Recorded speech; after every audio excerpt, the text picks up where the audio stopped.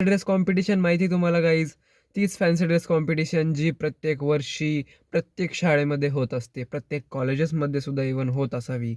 तर माझ्या लाईफमध्ये मी फॅन्सी ड्रेस कॉम्पिटिशनमध्ये फर्स्ट टाईम इन्व्हॉल्वमेंट घेतली ती म्हणजे LKG किंवा UKGमध्ये. तेव्हा मी हनुमान म्हणून गेटअप घेतला होता आणि माझा हनुमानचा गेटअप एवढा चांगला असून देखील बॅक स्टोरी देतो तुम्हाला. फर्स्ट ऑफ ऑल, आमच्या शाळेमध्ये गेटअप घेऊन स्टेजवर यायचं असतं आणि बोलायचं असतं something whatever is related to your getup. तर हनुमानाचा गेटअप मी घेतला. एवढा सुंदर गेटअप घेऊन सुद्धा मी फक्त तिथे गेलो. आजी बाबा मला घेऊन गेले आणि काय सांगू तुम्हाला, इतका लो कॉन्फिडंट होतो मी तेव्हा. आय मीन मी लहानच होतो तेव्हा, बट मी हनुमानाचा एवढा छान गेटअप घेऊन सुद्धा स्टेजवरती गेलोच नाही. स्टेजवरती जाऊन बोलायचा प्रश्न तर लांबच राहिला, पण स्टेजवरती मी गेलोच नाही. म्हणजे इतका फट्टू इन्सान LKG UKGमध्ये मी.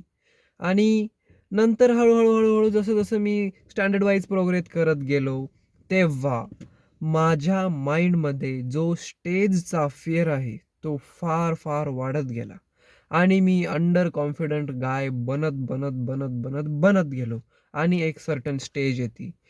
त्या सर्टन स्टेजमध्ये मी I guess, if I am not wrong, मी 5वी किंवा 6वी मध्ये असावं तेव्हा. बट त्यावेळेस अचानक आमच्या गावामध्ये एक व्यक्ती येऊन बाबाला सांगतो घरी माझ्या, की असं-असं शिबिर आहे, ज्या ठिकाणी संगीतविषयी बरंच काही ज्ञान दिलं जातं आणि बाबांच्या मनात ट्यूब पेटते आणि मला ते ॲडमिशन घेऊन देता, लिटरली डायरेक्ट ॲडमिट करूनच टाकता.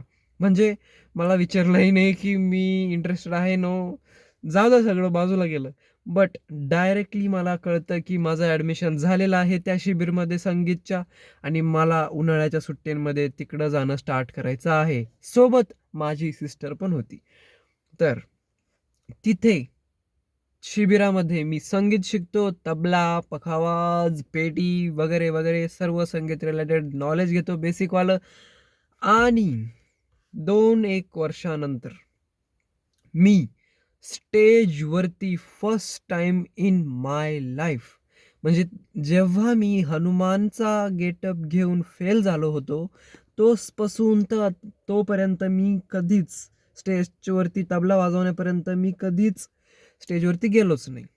आणि मी स्टेजवरती जातो, तबला वाजवतो, पेटी पण वाजवतो. म्हणजे आश्चर्याची गोष्ट आहे, की माझे 2 परफॉर्मन्सेस 15 ऑगस्टच्या ऑकेजनवरती ठेवल्या जातात आणि मी जो एक्सपिरियन्स तो अनुभवला, तो माइंड ब्लोइंग होता. कारण त्या एक्सपिरियन्सनंतर म्हणजे मला सर्व सर, टीचर म्हणा, तुमचे स्टुडंट्स, सीनियर वगैरे सर्व ओळखायला लागले, की यार हा स्टुडंट आहे, स्किलफुल आहे, व्हॉटएव्हर.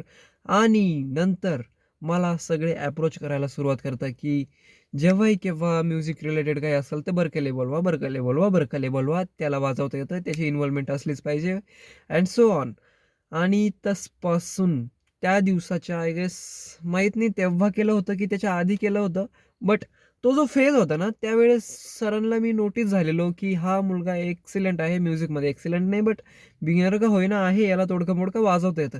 आणि तेव्हा मला सरांनी पकडलेलं. तसपासून मी 10वी पर्यंत रोज स्टेजवरती असायचो. एक्सेप्शन्स आर देअर, बट मी रोज स्टेजवरती असायचो पेटी वाजवायला किंवा तबला वाजवायला किंवा ढोलकी वाजवायला. आणि त्या गोष्टीमुळे म्हणजे बाबांनी मला फोर्सफुली का होईना शिकवलेल्या स्किलमुळे माझ्यामध्ये जी गोष्ट डेव्हलप झाली ती होती कॉन्फिडन्स. तोच कॉन्फिडन्स जो मी फॅन्सी ड्रेस तोच कॉन्फिडन्स जो मी फॅन्सी ड्रेस कॉम्पिटिशनच्या वेळेस पूर्णपणे गमावलेला होता. तोच कॉन्फिडन्स मला बाबांमुळे रिपीट वरती नेऊन गेला. म्हणजे आपण म्हणतो ना स्टेजवरती नजर मरणे वगैरे, ते सर्व गोष्टी होत गेल्या, इम्प्रूव्ह होत गेल्या. आणि त्याचपासून म्हणजे जेव्हा मी हे स्टार्ट केलं स्टेजवरती दररोज अपीअर व्हायचं, तबला वाजवायचा किंवा पेटी वाजवायची, तेव्हा त्याच फेजमध्ये किंवा ते करत असताना मी स्वतःहून पुढाकार घ्यायला लागलो. इंट्रोडक्शन देण्यासाठी स्वतःहून पुढाकार घ्यायला लागलो. जी-के क्वेश्चन्स विचारण्यासाठी जे की दरवेळेस असेंब्लीच्या वेळेस आमच्या स्टेजवरती विचारत विचारत असायचे. दरवेळेस पुढाकार घ्यायला लागलो. एखादं भाषण टू बी जेन्युइन मी आत्तापर्यंत भाषणांमध्ये एकदम भंगार आहे. माझ्याच्याने भाषण होत नाही. बट भाषण सोडून म्हणजे ज्या गोष्टीपासनं मला अंडर कॉन्फिडंट फील करत होतो ना, ते म्हणजे भाषण. त्या भाषणाच्या व्यतिरिक्त स्टेजवरती ज्या काही गोष्टी असतात, त्या सर्व करून बसलेलो. Just because the decision which was taken by my grandfather. आणि या स्टोरी थ्रू अशी तुम्हाला लर्निंग मिळते, की तुम्हाला जर तुमचा कॉन्फिडन्स बूस्ट करायचा असेल, तर you have to face the fear at first. मी ओव्हरथिंक करायचो, की गेल्यावरती मी फार फेल होईल. स्टेजवरती गेल्यानंतर माझं जर फेलियर झालं तर लोकं हसतील वगैरे, वगैरे. या सर्व गोष्टींमुळे मी फक्त ओव्हरथिंकच करत असायचो आणि ॲक्शन कधी घेतलीच नाही. त्या फिअरला कधी फेस केलंच नाही. But due to my skill of music मी ते स्टेजवरती प्रेझेन्स असण्याचं फिअर फेस करत, करत गेलो. माझी हळू नजर मरत गेली आपण गावठी भाषेत बोलायचं झालं तर. आणि स्टेजवरचे जे गोष्टी आपण कॉन्फिडन्स आहे या बंद्यामध्ये हेच करू शकतो स्टेजवरती अशा समजतो. त्या सर्व गोष्टींचा मी अनुभव घेत माझ्या लाईफमध्ये स्टेज कॉन्फिडन्स डेव्हलप केला. आणि मला आत्तापर्यंत तो एवढा डेव्हलप झालेला आहे ना माझ्यामध्ये, की मी भाषण तर नाही देऊ शकत. बट स्टेजवरती मी परफॉर्मन्स द्यायचं म्हटलं ना किंवा स्टेजवरती कोणीतरी भाषण देतंय असं जर मला दिसलं ना, की आतूनच असं येतं, की यार कधी मी जाईल त्या स्टेजवरती, कधी बोलल, कधी इम्प्रेस करेल सगळ्यांना, अशी फिलिंग येते त्या कॉन्फिडन्समुळे. आणि माझ्या ह्या म्हणजे सांगण्यामागचा हेतू हा आहे, की तुम्ही जर विचार करताय ना, की माझ्यामध्ये कॉन्फिडन्स नाही, काय होतंय असं, केव्हा माझ्यामध्ये कॉन्फिडन्स येईन? मी तुम्हाला एवढंच सांगेल, की just face the fear. Directly नका जाऊ. मी डायरेक्टली गेलो आणि भाषण बोलायला लागलो असं नाहीच केलं मी कधी. मी हळू स्टेजवरती गेलो. नंतर ते वातावरण एक्सपिरियन्स केल्यानंतर मी हळू तबला वाजवायला लागलो.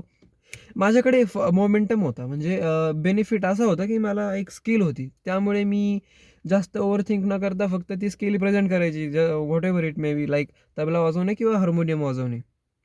तर या गोष्टीमुळे माझ्यामध्ये कॉन्फिडन्स वाढत गेला आणि म्हणजे तो कॉन्फिडन्स फक्त स्टेजपर्यंतच लिमिटेड नसून, मी नवीन-नवीन माणसांबरोबर बोलताना किंवा नवीन-नवीन गोष्टी ट्राय आउट करताना एक्सपिरियन्स करत असतो. सो मला एवढंच म्हणायचं आहे, if you are interested in building confidence in yourself, तर तुम्ही ती जी फिअर सिच्युएशन आहे, ती पहिले फेस करा.